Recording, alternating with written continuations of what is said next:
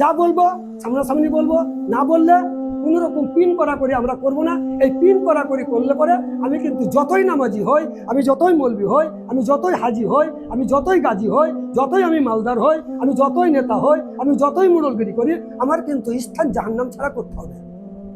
তাহলে আমার স্থান যদি জান্নাত হতে হয়, তাহলে আমাদের মনকে সাচ্চা করতে হবে, অন্তরকে সাচ্চা করতে হবে, অন্তরকে সাচ্চা করে কাজ করতে হবে। চাই আমার কেউ যদি সাচ্চা কথা বলতে গিয়ে, সত্য কথা বলতে গিয়ে, ভালো কথা বলতে গিয়ে যদি কেউ আমার দুশ্মন হয়ে যায়, তাও হয়ে যায়। কেউ যদি ভালো হয়ে যায়, তাও হয়ে যায়। যে তাই না হতো, নবীজি সাল্লাল্লাহু আলাইহি ওয়াসাল্লাম যুগে বা সাহাবাদের যুগে কি করেছিলেন, যে তিনারা এই দিন ধর্মের কথাগুলো বলতে গিয়ে তিনারা কি করেছিলেন, সমস্ত মানুষ বিগড়ে গেছে, কিন্তু তিনারা কিন্তু আল্লাহকে ছাড়েনি এবং সত্যের উপরে অটল থেকেছেন। তার জন্য তিনারা কি হয়েছেন, জান্নাতের সার্টিফিকেট পেয়েছেন। নবীজি সাল্লাল্লাহু আলাইহি সাল্লামের তো সমস্ত মুসলমানরাই তো কি করি, আমরা নবীজি সাল্লাল্লাহু আলাইহি সাল্লামের অনুসরণ করি। নবীজি সাল্লাল্লাহু আলাইহি সাল্লাম একান্ত একবারেই কি হয়েছে, সারা বিশ্বের সেরা দেশ নবীজি সাল্লাল্লাহু আলাইহি সাল্লামকে মক্কা নগরে কি করেছিলেন, কি বলেছিলেন নবীজিকে? এক কথাই বলেছিলেন যে নবীজি, আপনি যে কলমাগুলো প্রচার করছেন এটা করিয়েন না, আপনি যথেষ্টভাবে সম্মান পাবেন। আমরা আপনাকে কি বলবো আর কি, যে কথাটা বলছি, যে এত সম্মান দেবো, এত সম্মান দেবো যে সম্মানের তুলনা করা যাবে না। আপনি চাইলে আপনি যা চাইবেন আপনাকে তাই দেওয়া হবে। কিন্তু নবীজি এবং কি করেছিলেন, নবীজি সাল্লাল্লাহু আলাইহি বলেছিলেন যে তোমাদের আমার নামের দরকার নাই, তোমাদের সম্মানের দরকার নাই, তোমরা আমাকে ভালোবাসলা না বাসলা, আমি এসেছি একমাত্র আল্লাহর হুকুমকে মানুষের কাছে প্রচার করার জন্য।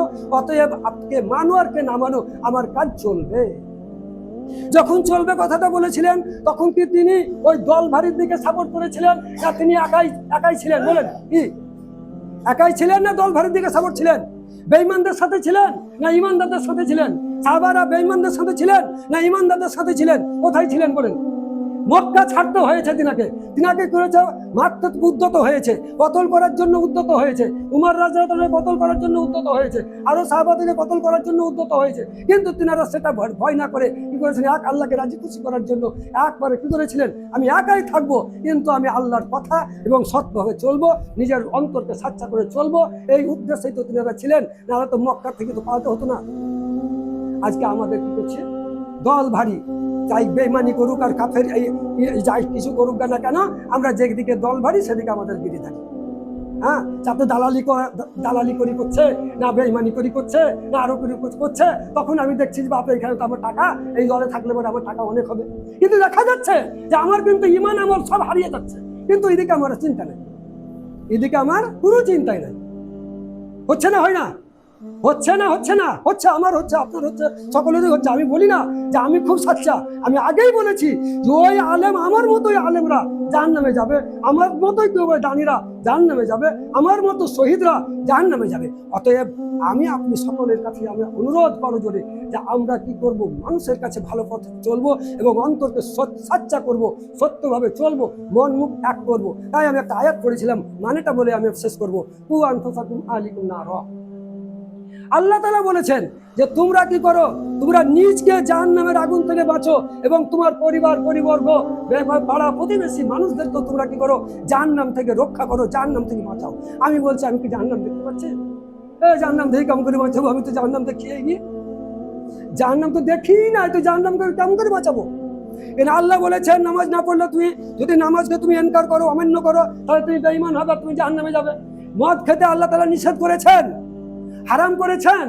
ইন্নামাল খামরু ওয়াল মাইসিরু ওয়াল আনসাবু ওয়াল আজলামু রিজসুম মিন আমালিশ শাইতান ফাজতানিবুহু লাআল্লাকুম তুফলিহুন। মদ খেতে হারাম করেছেন। আজকে আমি বলছি কি করে মদ আমি খাবো? তার মানে কি আল্লাহর কথাটাকে তাচ্ছিল্য করলাম আর আল্লাহর কথাটাকে অমান্য করলাম, অমান্য করে আমি মদটাকে চুষছি। তাহলে এই যে জাহান্নামের রাস্তা, ব্যভিচার করতে আল্লাহ তাআলা বললেন আসারিকু ওয়াসারিকাতু ফাকতাউ আইদিয়াহুমা, হ্যাঁ, আযানিয়াতু যানি ফাজলিদু কুল্লা ওয়াহিদিন মিনহুমা মিয়াতা জালদা। যে জানি এবং জানিয়া দেখে কি করা হবে, 100 কোড়া মেরে তাকে মেরে ফেলা হবে। এই যে কথাগুলো বললে, তাহলে আল্লাহর কথা তো ঠিক। এবার এখন কথা হচ্ছে যে আমি কিন্তু আল্লাহ বললেন যে ব্যভিচার করা হারাম, চুরি করা হারাম, মদ খাওয়া হারাম, আপনার ইত্যাদি ইত্যাদি খারাপ কাজ, সুদ খাওয়া হারাম, দালালি বা মানুষকে ধোকা দিয়ে ইনকাম করা হারাম, মানুষকে ধোকাবাজি করে ইনকাম করা হারাম। এই কথাগুলোকে যখন আমি কি করলাম অগ্রাহ্য করে আমি সেই কাজে যখন লিপ্ত থাকবো, তার মানেই আমি কি করলাম, আল্লাহর কথাটাকে অমান্য করেছি। আর অমান্য করার কারণ নেই আমাকে কিন্তু, আমি জানছি যে সে জাহান্নামে পড়তে যাচ্ছে, ও জাহান্নামের রাস্তা ধরেছে। এই জন্য আপনার আমার সকলেরই কর্তব্য যে আমরা কি করব, ওই লোকটাকে যে কুপথে যাচ্ছে, ওর মদের রাস্তায় আছে, ও জেনার রাস্তায় আছে, ও দালালির রাস্তায় আছে, ও ধোঁকাবাজের রাস্তায় আছে। অতএব আমি যথেষ্টভাবে নিজ নিজ পরিবারের লোককে, আমরা পরকে না পারলেও নিজ নিজ পরিবারের মানুষকে আমরা বাধা দিতে পারবো না? আল্লাহর নবী সাল্লাল্লাহু আলাইহি ওয়াসাল্লাম বলেছেন, যদি নিজ পরিবারের মানুষকেও যদি তুমি বাধা না দিতে পারো, না দাও, তো তুমি যত বড় নামাজি হও, তোমাকেও তাদের সাথে জাহান্নামে যেতে হবে। তোমাকে তাদের সাথে জাহান্নামে যেতে হবে।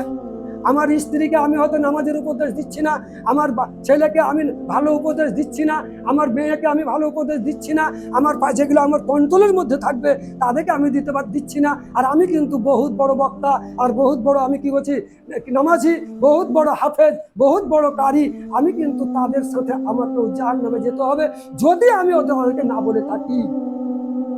দেখা গেল বাচ্চা অবস্থায় আছে, তার হয়তো সাবালক বা সাবালিকা হয়নি, কন্ট্রোলের মধ্যে আছে, তখন আমি তাকে হয়তো প্রেসার দিয়ে করবো, চেষ্টা করব।